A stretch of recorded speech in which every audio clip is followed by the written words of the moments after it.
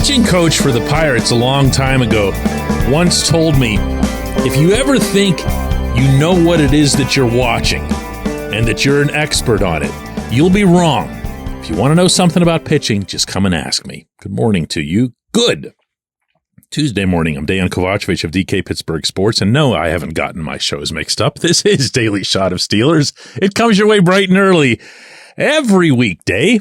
If you're into the Pirates or the Penguins, I also offer daily shots on those teams as well. But this one is, in fact, about football, and it's about Keanu Benton.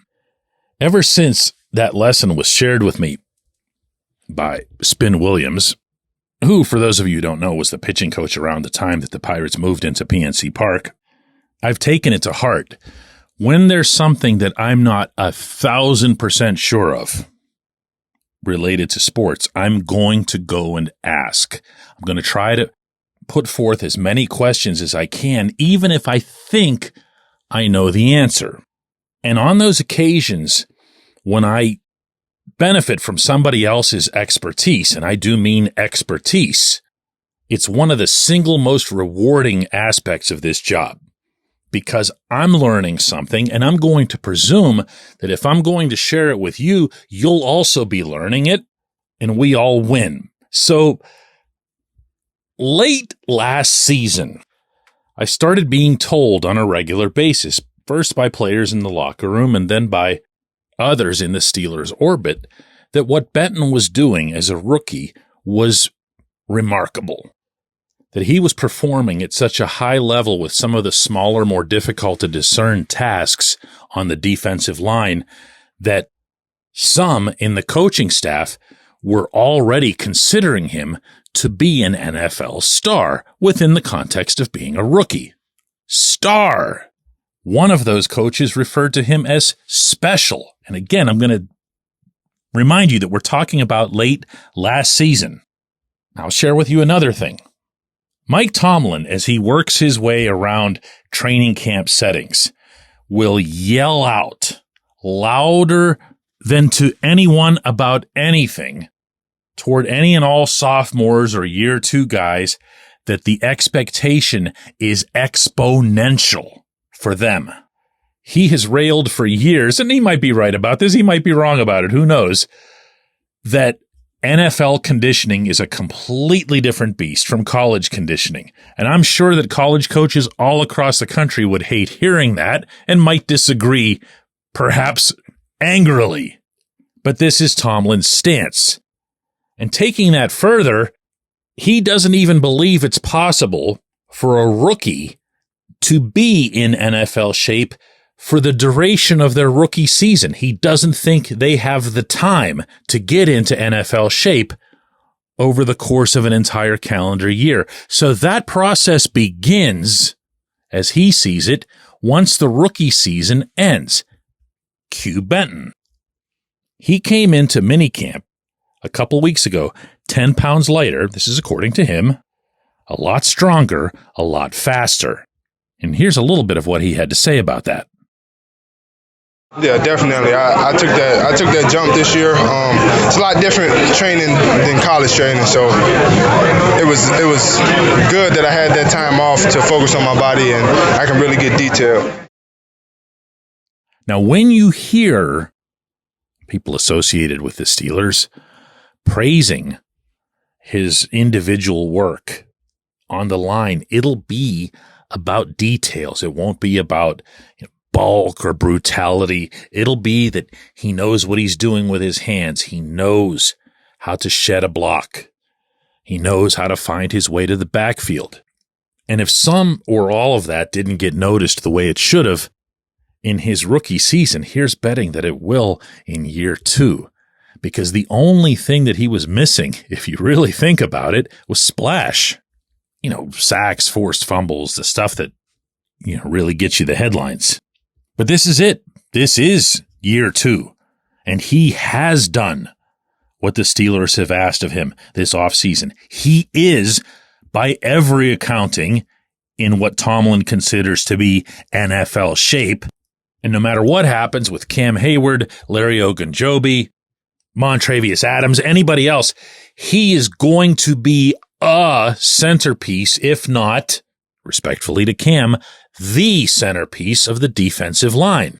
He's going to be, to put this in the football lingo, a problem, a real problem for the Steelers' opponents, the likes of which they haven't had, again, respectfully to Cam, since Cam in the opener in Cincinnati a couple years ago, that version of Cam. And that alone, I was talking with you guys yesterday about this defense and how I feel like nobody's really buzzing about it the way that they should. And I'll bet I could have gotten through the entire episode and just skipped Benton's name, and only a handful of people would have went, oh, hey, what about Benton? Well, that will not be the case in year 2. When we come back, J1Q. This segment of Daily Shot is brought to you by our good friends at Mike's Beer Bar. They're located on Federal Street, directly across from PNC Park. Mike has more than 500 beers on tap, including from more than 50 local breweries. Stop in and say hello. Tell Mike we sent you. Mike's Beer Bar.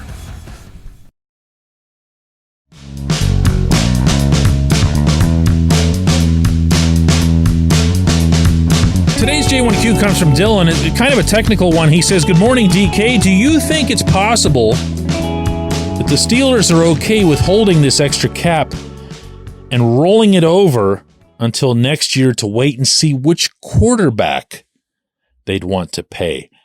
Dylan, yes, this has crossed my mind. But before I proceed with an answer, for anybody who isn't familiar with how this works, in the National Football League, there is, of course, a salary cap. There's also a salary floor.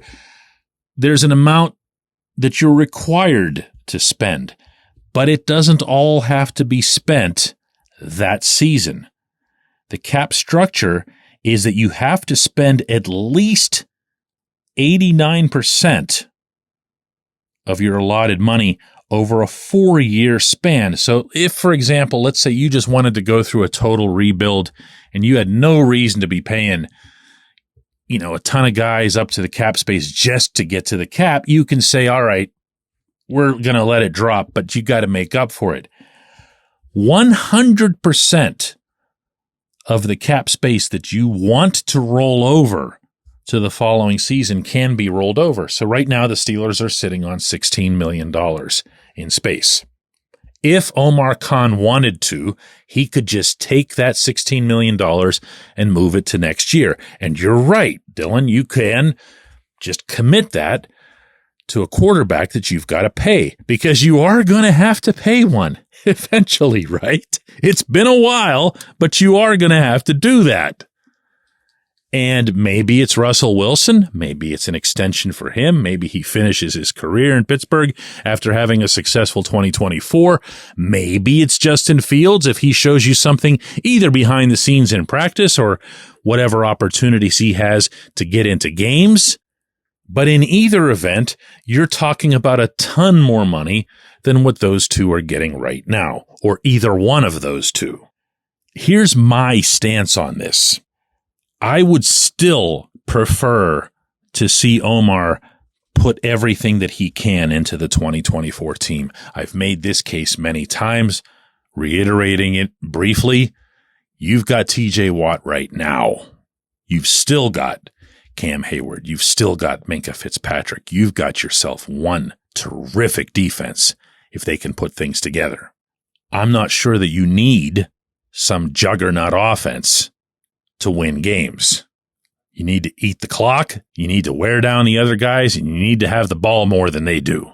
I'd like to think with the pedigree of this offensive line and this running back tandem that's in place and these tight ends and all the other stuff that they can at least get that much done offensively.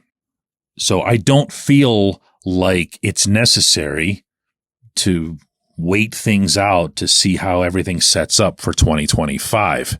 At the quarterback position.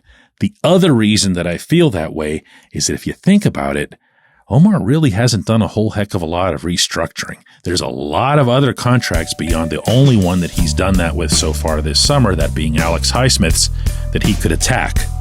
And there's lots and lots and lots of time to get that done before the 2025 season. I appreciate the question. A really good one. I appreciate everybody listening to Daily Shot of Steelers. And we're going to do another one of these tomorrow.